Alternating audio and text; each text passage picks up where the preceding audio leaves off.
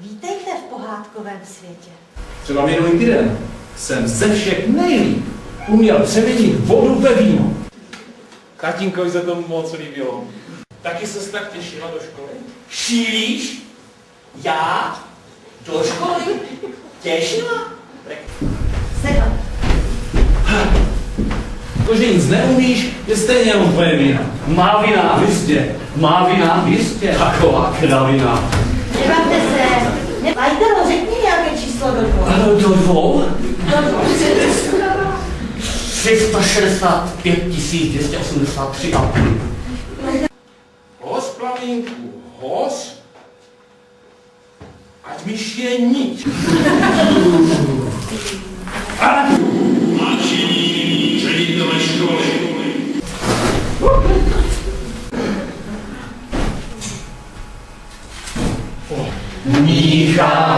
Mícháme kouzelnou vodičku, nakonec se ukáže, že člověk, co chce, to dokáže.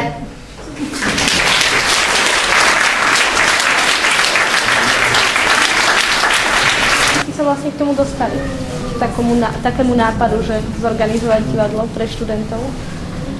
Já bych se udělala slova. Já už jsem to jednou říkal a paní učitelka nebyla ráda. Ne. Dostali jsme se k tomu tak, že my tady vlastně každý rok děláme pro studenty učitelství vždycky mikulášskou besídku a že je vždycky chceme po nich, aby nacvičili nějakou scénku a potom, aby to předvedli před ostatními studenty. A jednou nás tady s kolegou napadlo, že proč to teda dělat jenom s těmi studenty, kteří jeden rok tady jsou, příští rok už tu nejsou, a že si zkusíme něco sami, aby jsme těm studentům ukázali, že třeba taky se nebojíme tady toho. Áno, ďakujem. A potom také, že či si myslíte, že teda celý život je jedno veľké divadlo, keď ste to tak poňali? Určitě.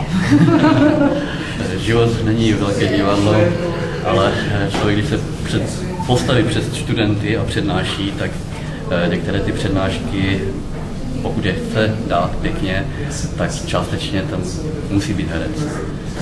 A vedeli by ste si napríklad predstaviť, že zavesíte na kliniec učiteľské remeslo a pôjdete do divadla? Ne. Pokud nám nezruší univerzitu, tak... Takže si s tým spokojní, tak ako to je. Áno. Ďakujem vám pekne za rozhovor.